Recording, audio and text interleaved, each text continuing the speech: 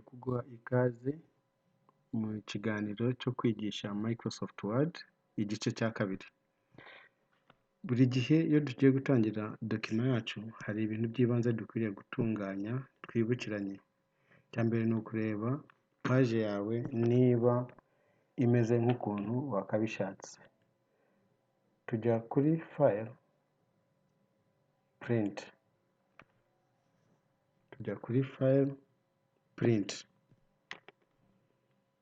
Ubundi tukahita tureba paje yacu ngiyi, nta kintu kirimo. Turaza gusanga tujya hano kuri page setup. Kuri page setup ikintu cya mbere tuza kubona ko paje yacu ihagaze, portrait ihagaze. Iyo ushaka ko iryama ukirika kuri landscape, ikahita ihindura ukuntu iteye.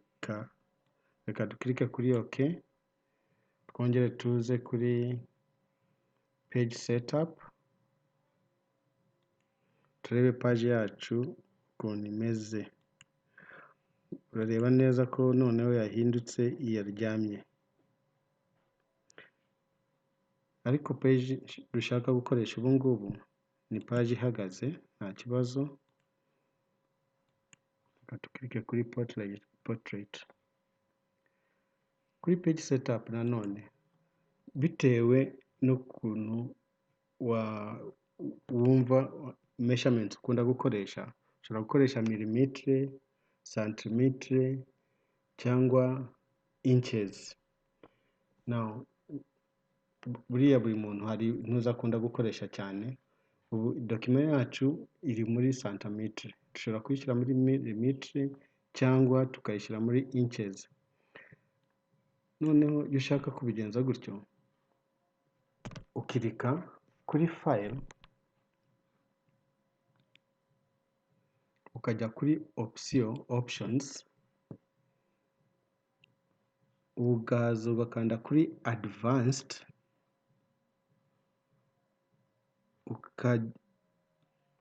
ukagenda buhoro buhoro ushakisha ahantu handitswe display. Hano hakwereka measurements in units of centimeters, ubundi nizo njyewe nkunda gukoresha, ariko ushatse gukoresha milimetre wazikoresha nta kibazo, ugakirika OK. Ubwo dokima yawe yose ushobora kuyikoresha muri milimetre.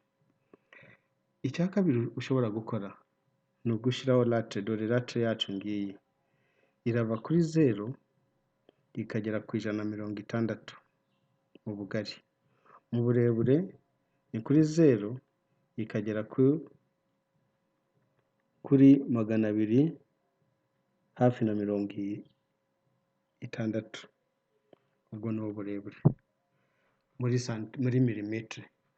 So reka ndaza ndayisiga imeze gutyo, nta kibazo.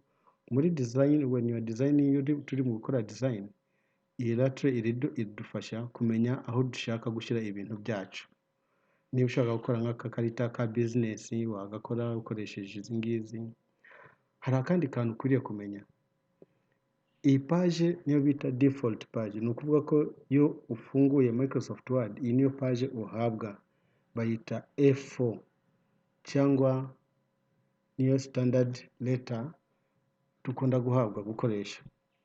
Iyo ushaka gutunganya wenda nk'agatabo gatoya cyangwa ka business card, uru rupapuro ushobora kuruhindura. Waruhindura ujya kuri file, print. Aho ni ahantu hamwe twakoresha gukora ibintu byose ndi mu kukwereka. Kuri file, print, ukajya kuri page setup, ukaza kuri paper. Ubundi dufite 215 by 279, nirwo rupapuro rwacu, rwitwa letter. Ariko hari cyangwa iyo ushatse wagira A4 buriya duplicateur dukoresha ruzira mpapuro ziba ari A4 size, 210 by 297. ariko iyo ushaka gukoresha n'agapapuro gatoya ushobora gukanda kuri custom size ubundi ugashyiraho milimetero z'urupapuro rwawe ukeneye wenda 60 ku 100 cyangwa 40 kuri 50 bitewe n'ukuntu agatabo kawe cyangwa page yawe ushaka ko ingana. Ujya kuri custom size. Fine. For now ntabwo ariyo tugiye kujyamo, ntabwo ariyo tunakeneye, turajya gukoresha A4 cyangwa letter size paper. Tuhite tujya hano tubanze dutunganye document yacu noneho. Ikindi dukwiriye kwibuka nuko margins ngira twazivuzeho. Iyo wanditse ikintu icyo ari cyo cyose bigaragara ko hari mu mpande zose hejuru, hagati no hejuru hari ahantu hatandikwa. Ahantu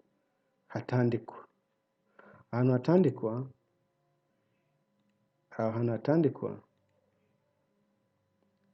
uruhande rwose rw'ibumoso n'uruhande rw'iburyo, hejuru no hepfo, aho ntabwo twandika bahita margins.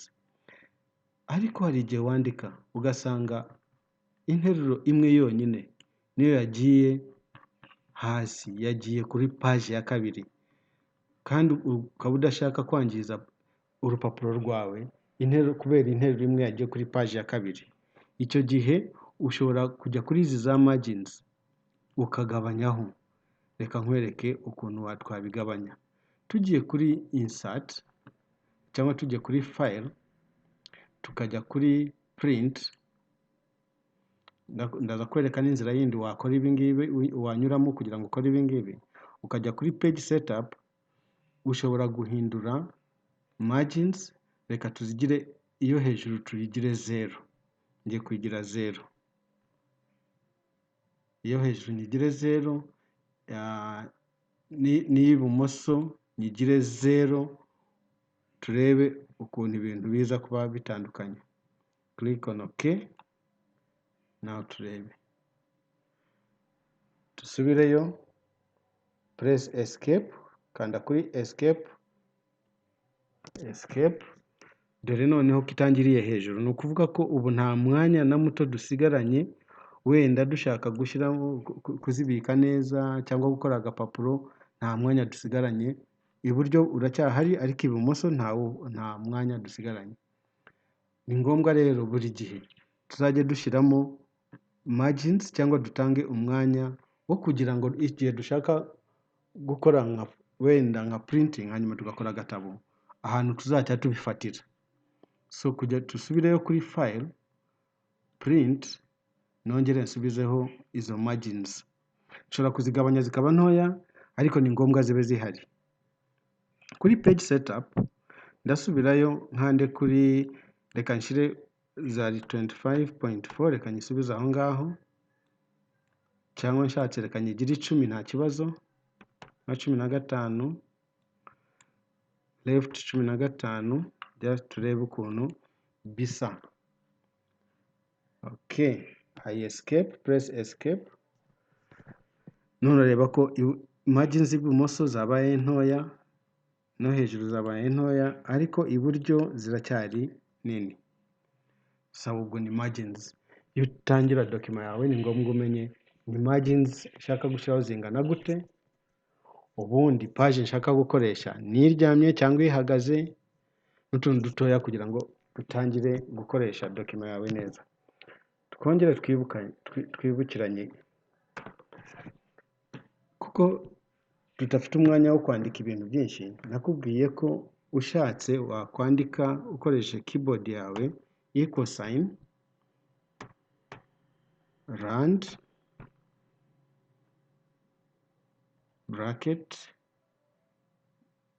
bracket ifunga, ugakanda enter kuri keyboard, ihita iguha utuntu wakoresha kugira ngo ukore imyitozo muri Microsoft Word. Ikindi cya mbere ngiye gukora ni ugushyiraho, amatitre. Titre twakoresheje ubushize yari formatting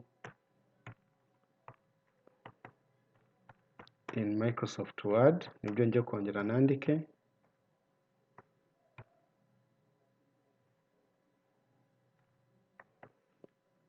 Microsoft Word, kanda kuri enter, nandike by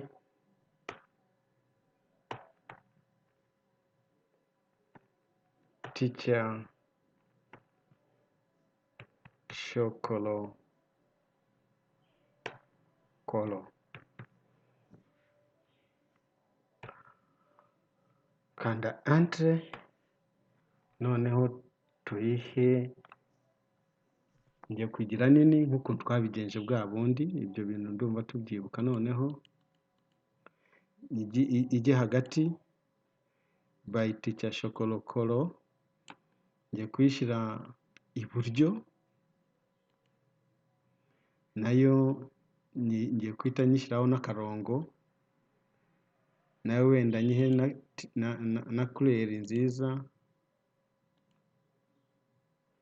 Iyi ngiyi nayo nshobora kuyiha couleur nziza, nyihindurire ukuntu text isa.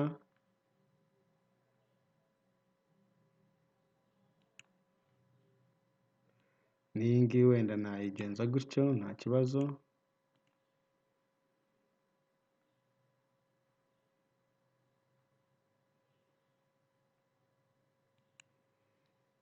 Okay. Icya kabiri ngiye kuyiha za titre. Iya mbere ngiye kuyita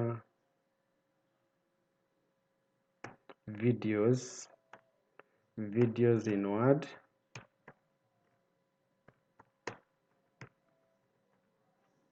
Kanda enter,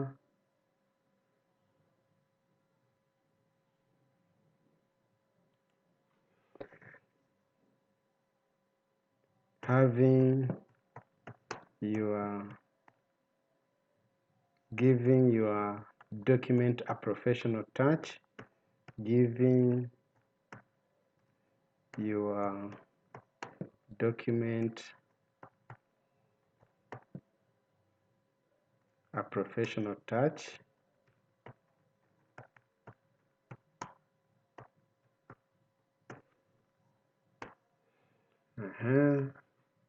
Icya kabiri, themes and styles.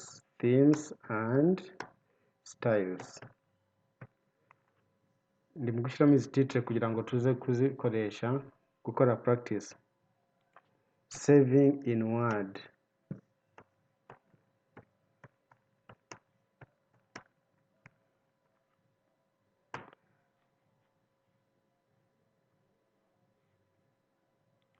The reading view.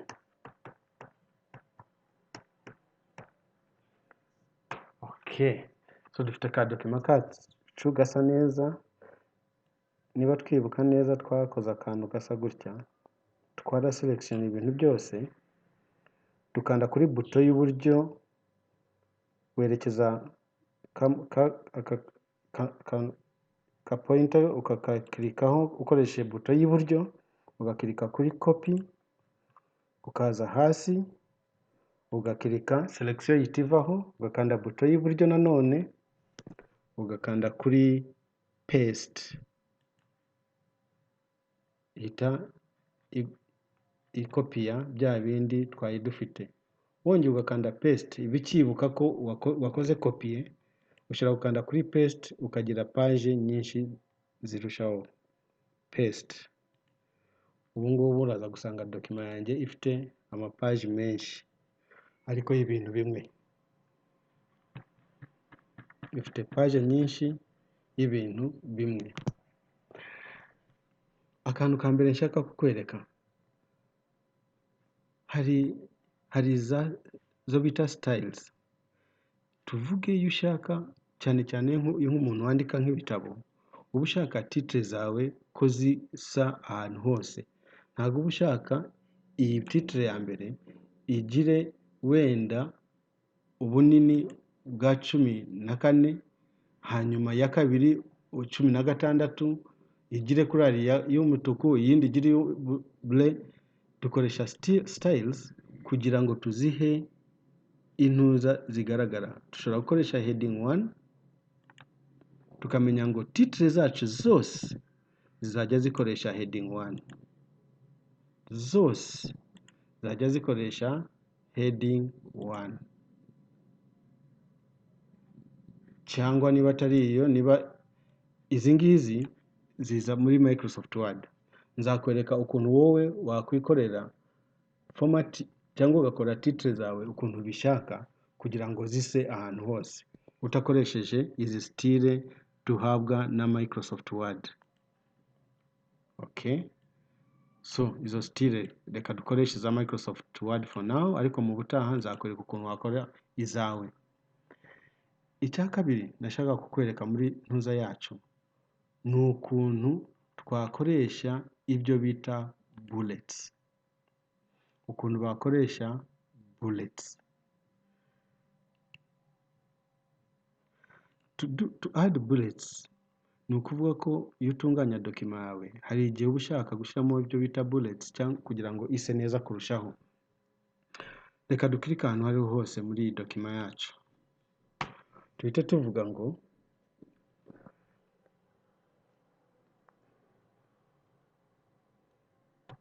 formatting training, formatting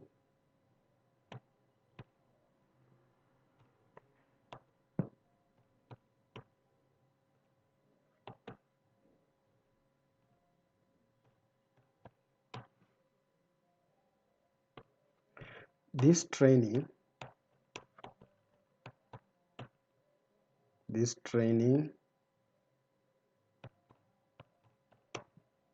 will deal with the following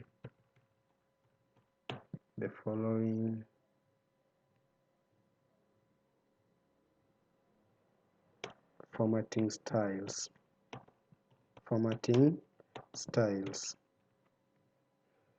None ibintu biri muri capital ndashaka ko ari interuro ariko itari muri capital letters, ubwo twushobora kuyiselectiona gutyo tukaza kuri aka kanuza ko hejuru bakita change case, ukahita ugakanda ukavuga ngo ndashaka sentence case, ukahita bihindura bikaba bitoya. Okay, tugiye gukora iki noneho? Formatting training. This training will deal with the following formatting styles. Ya mbere ni iyi ngiyi, reka nyikopiye, right click copy, tuyizane hano naho nshaka kibiri, hanyuma videos, ni intuza ya kabiri, control C, okay, ya gatatu themes and styles,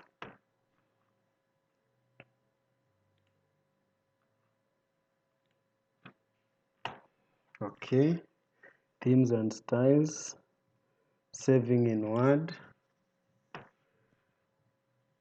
nabyo tubishyira hano hasi, and icyanyuma the reading view. So tuzakora amasomo kuri ibi.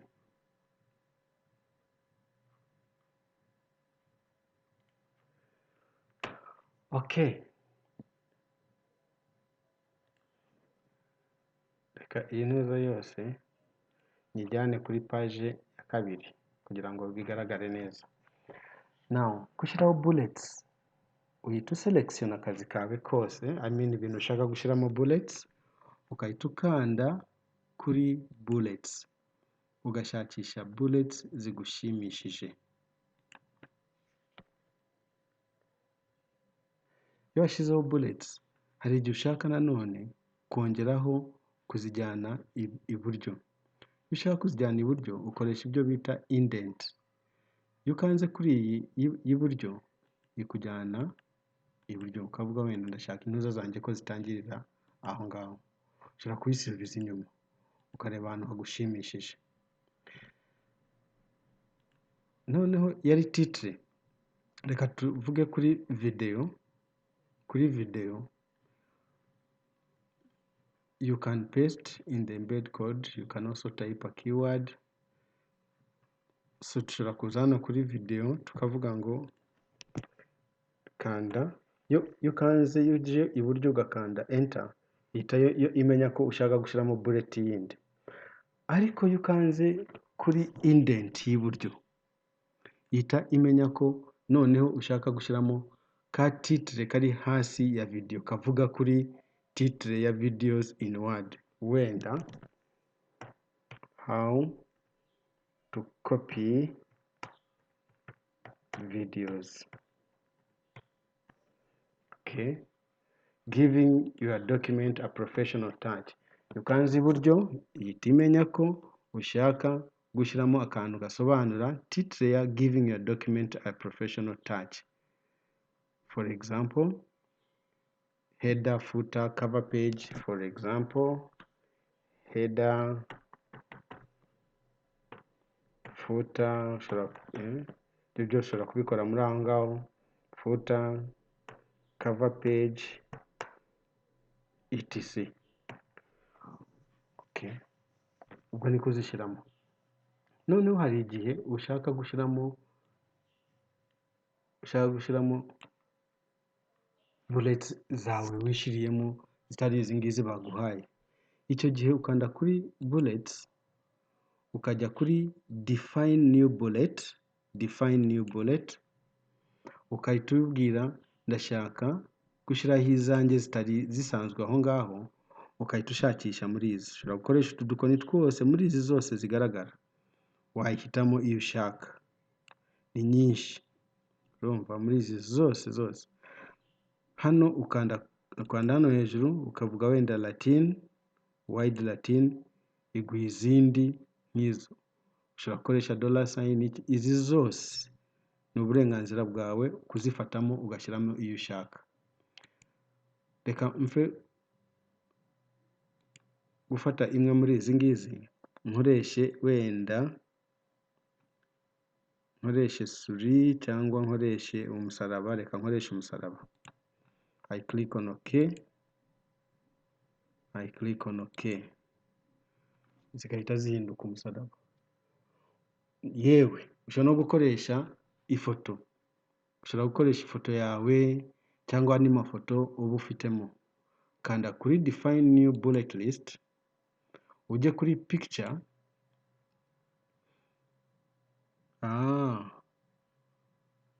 Irashaka internet. Reka I go to work offline. Picture nshaka ntabwo iri kuri internet, reka njye kuri work offline nkore nta internet iriho.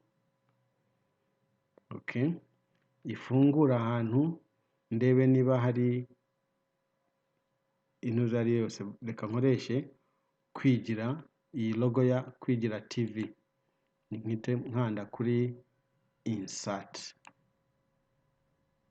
then I click on OK, ikahita iba bullet style ya document yacu. Ubwo ngubwo niko dukora intuza zacu, cyangwa ushaka gukora gushyiramo za bullets. Hari igihe wowe ushobora gushaka nanone wenda gukoresha numbers utakoresha za bullets, nazo ushobora kuzikoresha. Urumva, uselectiona iyo wumva igushimishije ubundi ukayikoresha. Ushobora kujya kuri izi ngizi zitwa list, nayo ukayishakisha ukayikoresha. Byose ni uburenganzira bwawe bwo gushyiraho za bullets, numbers or lists. Cyane cyane iyo uri mu kwandika nk'igitabo, izi ngizi zagufasha cyane kubikora. Okay, reka buriya narakubwiye ngo igihe cyose ushyizemo, iyo watunganyije document yawe ugashyiramo akantu kagushimishije, iyo usanze atari ko washakaga, ufite uburenganzira bwo kugakuramo. Reka nkirike kuri none, I click on none, ubundi nzishyire kuri size numva imbereye, size 11, and calibri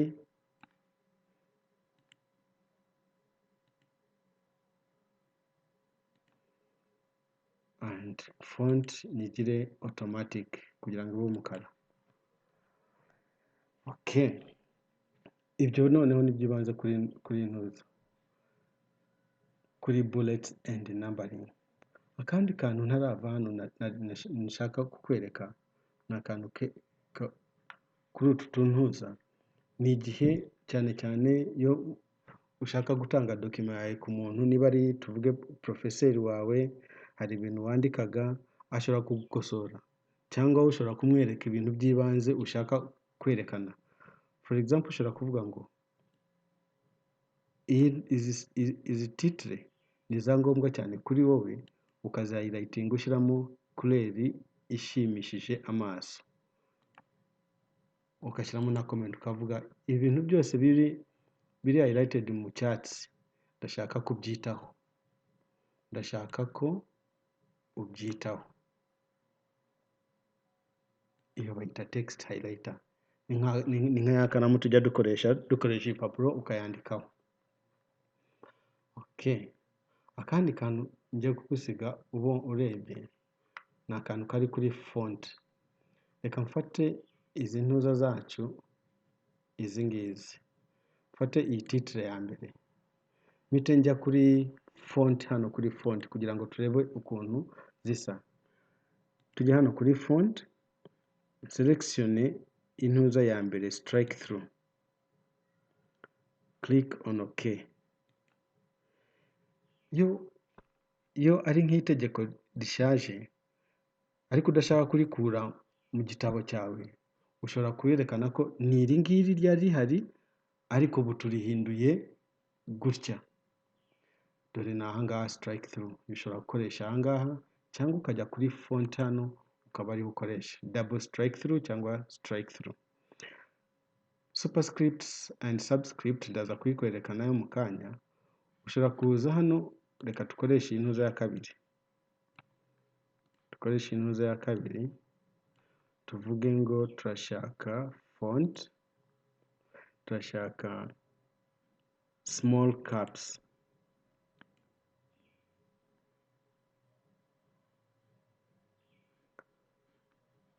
Reka nkoreshe iyi ngiyi font, then I say small caps. Okay, reka nkoreshe iya kabiri, tujye hano tuvuge font, dukoreshe all caps.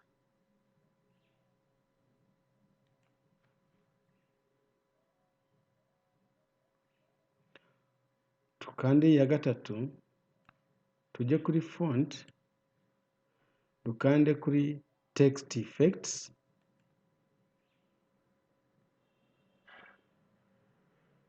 muri text effect ushobora gukanda background, ariko ibyo twarabibonye ko dushobora no gukoresha hano hejuru. Ushobora gushyiramo imirongo, text outline, for example a solid color iri blue cyangwa orange, ugakanda OK.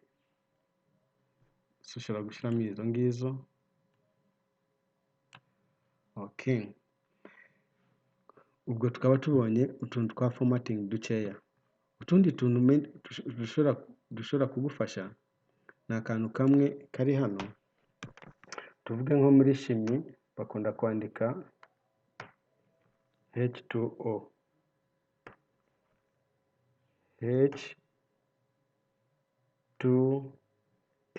H2SO4. Icyo gihe kabiri akenshi iba iri hasi, ushobora gukanda kuri aka ngaka kitwa subscript. Niko twabonye hano muri font, ugiye muri font subscript kahita kayijyana hasi. ushobora gukoresha aka cyangwa ukajya muri font. Kabiri ibiri hasi,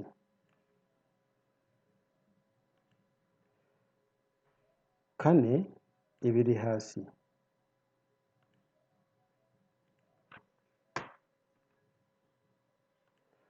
hari igihe twandika gutya ngo 3 cm cubed, icyo gihe gatatu iba iri hejuru, ugakoresha aka ngaka kitwa superscript 3 cm cubed, cyangwa kuri font nanone ni aka ngaka urareba ko kagiyeho, ubu ngakuyeho, ushobora kugasubizaho by going to superscript nkakirika OK. Sawa. Okay.